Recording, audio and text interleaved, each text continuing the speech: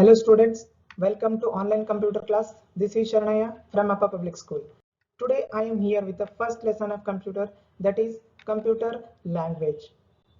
What is language? Language is a medium to express our views and feelings. To communicate with a computer, we also need a language which it understands. So if you want to communicate with anyone, you need a language. Without the help of language, you cannot communicate with anyone. So like that only, if you want to communicate with the computer, we also need a language. So those languages we will study in this chapter in detail. So before going to the computer language, we'll study about the program.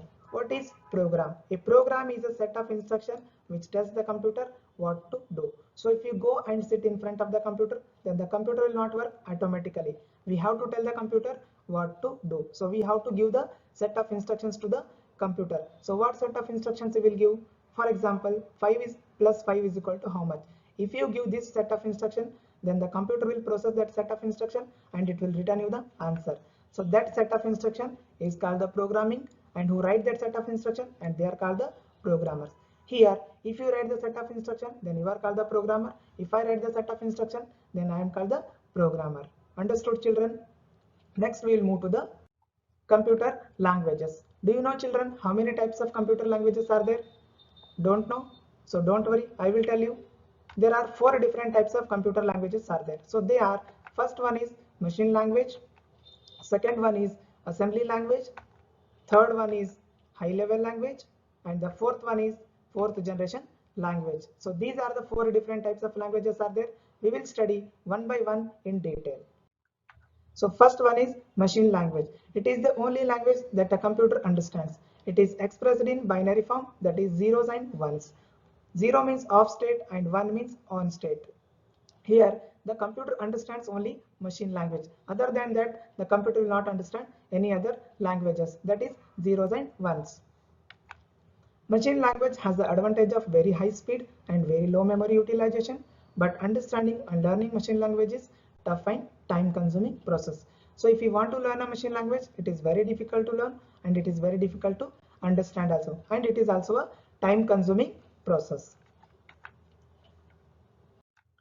The language is extremely machine dependent. A machine language program is written on one computer, may or may not run on the another computer.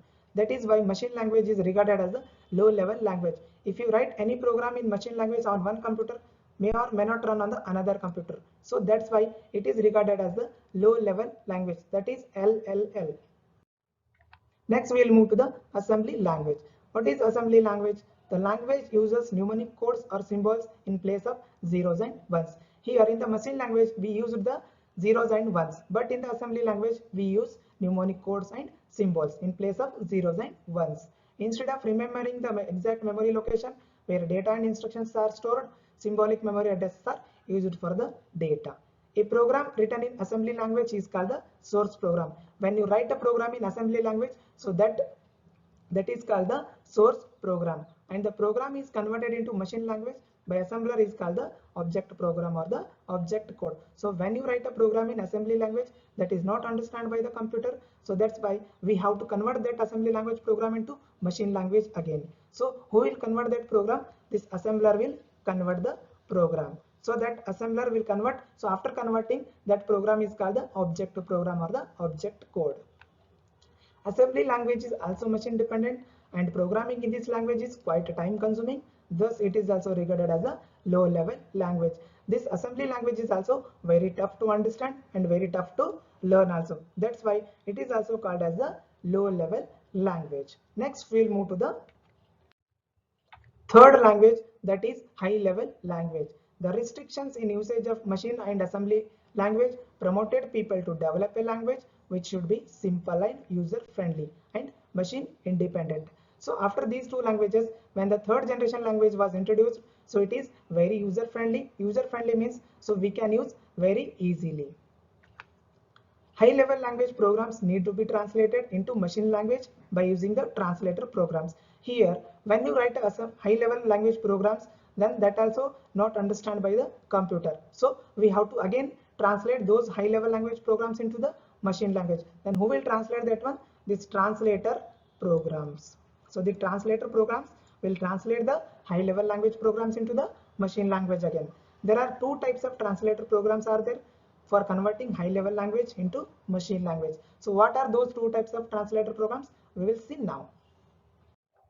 So first one is the interpreter. It translates the program line by line. When you write a program in high level language, so the interpreter will translate that program into the machine language line by line. That is, it converts one line at a time, executes the instruction, and then repeat the procedure for the remaining instructions. It will go line by line. If any errors are found, they are to be immediately removed. So if any errors are there, it will show you the error, then you have to remove the errors. The converted form is not stored in and has to be generated at the time of execution of program. Interpreter programs are preferred for beginners and are slow in execution speed. So the interpreter is a translator program that is developed for the beginners who are using the computer recently. So for them it is developed, and its execution speed is also very slow. Next, we will move to the second translator program, that is compiler. It translates the whole program at once. When you write any one program, the compiler will translate whole program at once only, but the interpreter translate line by line. Here, the compiler will translate the whole program at once only. It generates the object code for the program along with a list of errors. So when it translates, compiler compiles the program, so it will show you the errors. If any errors are there in the program, then it will show you the errors. So its execution speed is also very speed comparing to the interpreter. The compiler's execution speed is very fast. Next, we will move to the fourth generation language. So what is fourth generation language? Highly user friendly and independent of operating system. This fourth generation language is highly user friendly. Very high speed of execution, and it is also very high speed of execution. Fourth generation language is very high speed in execution. Reduce the level of programming efforts. So here it will reduce the efforts of the programmers. Minimum efforts from the user to obtain any information. So if you want to write any program in machine language, it is very difficult to write, but when you want to write a program in fourth generation language, it is very easy to write. So right children, these four types of computer language, did you understood? I hope you all understood. So next we will move to the types of computer. Do you know children how many types of computers are there? Exactly right. There are four different types of computer languages are there. What are they? We will see now. First one is microcomputer, and second one is mini computer. Third one is mainframe computer, and the fourth one is supercomputer. So these are the four different types of computers are there. So we will study one by one in detail. So first one is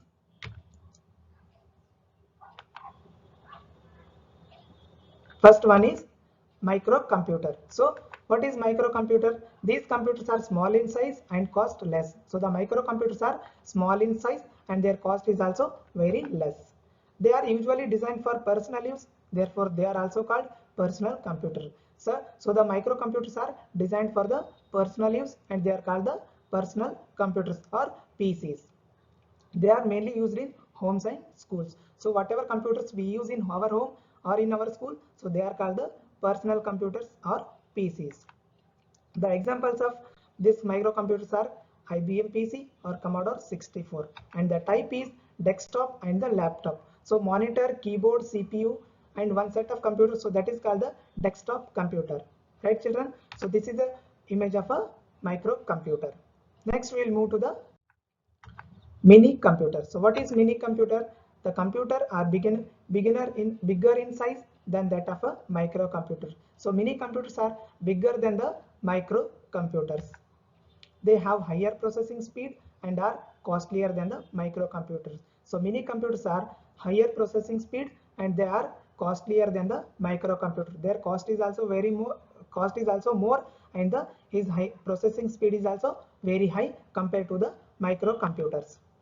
Several users can use at the same time. So the mini computers can use the several users, more than one users at that time. How they can use more than one user, one computer at a time? So here when you connect one CPU to the many monitors, so then more than one user can use at the same time only one computer. So that is mini computer. They are used in banks, universities and in a big organizations. So these mini computers are used in universities, banks and in the big organizations. So the examples are PDP-8 and the VAX, etc. So this is the image of the mini computer. Next, we will move to the third computer, that is mainframe computer. These computers are very powerful. So the mainframe computers are very powerful compared to the microcomputer and the mini computer. They are big in size with a large memory and high processing speed. So the mainframe computers are big in size with a large memory and high processing speed. They are designed to tackle a huge amount of data. So in mainframe computer, we can store a more amount of data, that is huge amount of data. The mainframe computers are very expensive and can be used in large business organizations, universities, scientific laboratories, airline or railway ticket reservation, stock exchange market, etc. So where we use mainframe computers? In the scientific laboratories also we can use, in the universities and in the airline and railway ticket reservation, and in the stock exchange market we can use the mainframe computers. They are very big in size. So the examples are IBM Z series, PDP-10 and the System Z10. These are the examples of the mainframe computer. So this is the image of the mainframe computer. Next we will move to the last computer, that is supercomputer. So what is supercomputer? They are the most powerful computers with a huge processing speed. So the supercomputers are very powerful computers with a huge processing speed. These computers are used for weather forecasting, space research, satellite control, etc. So the supercomputers are used for the weather forecasting, research and satellite controls. When you satellite controls now, so they will control the satellite with a supercomputer only. So the examples of the supercomputers are Cray-1, Cray-2, Param, Sunway, Taihu-Lite. This Sunway Taihu-Lite is the world's fastest supercomputer. So this is the image of the supercomputer. Understood, children? Whatever I have studied in this one, shall we recapitulate once? So first what we have studied? The computer languages. So in computer languages, how many types of computer languages are there? Do you know, children? Yes, you are exactly right. There are 4 different types of computer languages are there. They are machine language, assembly language, high level language, and the fourth one is fourth generation language. We have studied all these 4 languages in detail. Next what we have studied? We have studied about the computers. There are 4 types of computers are there. What are they? First one is microcomputer, second one is mini computer, and third one is mainframe computer, and the fourth one is supercomputers. So we have studied in detail these also. Right, children? I hope all of you understood and enjoy the class. Thank you. Thank you so much.